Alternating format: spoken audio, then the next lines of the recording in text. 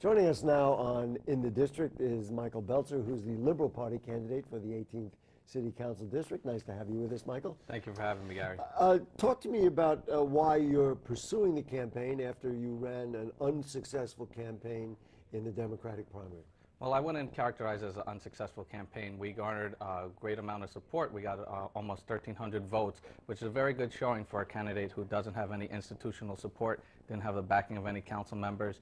And if you look at my dollar-to-vote ratio, it was actually up there with the other candidates. So if I'm taking the Liberal Party line because it's a party that only supports independent candidates who are free of the political establishment and don't take money from the landlords, developers, and big businesses trying to push our people out.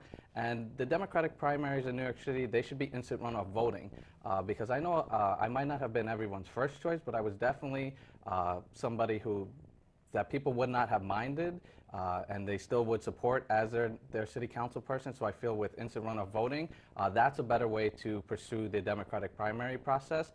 And as I feel if people are on the third party lines, as long as they're not against the values of the Democratic Party, I feel that should be an avenue available to people. And it would give, as you say, third party candidates a better chance and a chance for people to put new blood into the system, so to speak. Right, because instant runoff voting is a ranked choice, so people would pick their candidates from their best choice to their least choice. And a lot of people, they told me, hey, I've already committed to a candidate, but I like your energy, I like your ideas, and I definitely would like to see you in government representing me in the future.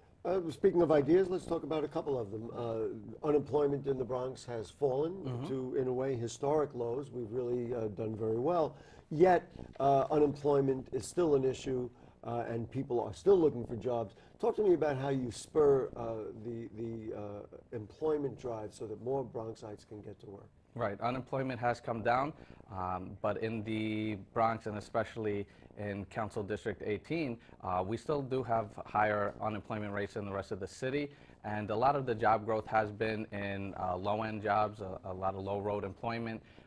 But the way that we can solve that or address that is through economic development, and it can't just be bringing in 99-cent stores and fast food chains. It needs to be real economic development. We don't see enough community-based planning where the community is asked what kind of jobs, what kind of businesses, what kind of merchant services do you want to see in your community? And as the next city council member, I will continue to push for community-based planning as I have on Community Board 9. And that way we can bring in the right mix of retail, office space, and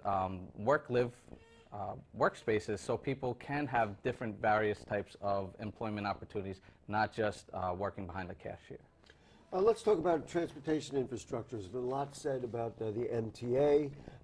Certainly subway riders are not happy in general right now, and there's of course a lot of infighting between the mayor and governor as who's responsible and who's going to pay for it.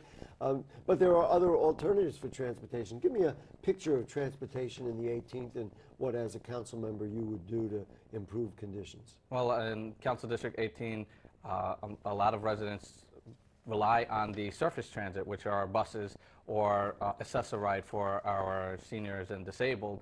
And a lot of the times, the buses, they just don't come on time. They're bunched up, which meaning they're not properly spaced out. And Access-a-Ride isn't always the most accountable to the people. So what I have plans for is to expand rapid transit. We need rapid surface transit. The Bronx has a long history with rapid surface transit. 50 years ago, we had streetcars crisscrossing the district and the Bronx, and we need to bring that back. I applaud Mayor de Blasio for setting out a goal of putting more SBS lines across the city. 10 years is way too far, especially when a lot of the treatments that are for SBS are just paying on the road or reprioritizing street space. We have a lot of walkers. Most people don't own cars in the district, so what we need to do is prioritize public transportation. That means more SBS, means real bus rapid transit, and to actually make bus shelters in the community. We're almost out of time. Let's just talk very briefly about affordable housing. It is a catchword, but it really means a lot to people in the Bronx. How do we put out more housing?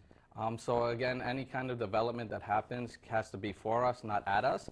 So that's why we need to start first with community-based planning. I'm proud to have stood along with the residents of Park Lane, a several hundred unit building that is in the Mitchell-Lama program. Now they're currently going to get 2 new buildings built on their property, but in working with them, we were able to actually negotiate with the property manager and the developer to get them into the Mitchell-Lama program again for another 20 to 25 years. Still working out the details, but that's the kind of leadership that I bring. I show up, I learn the issues, and I advocate on behalf of the residents and tenants. And then let's segue that right into kind of a closing statement, if you take a couple of seconds and just give a statement about why you think people ought to support you.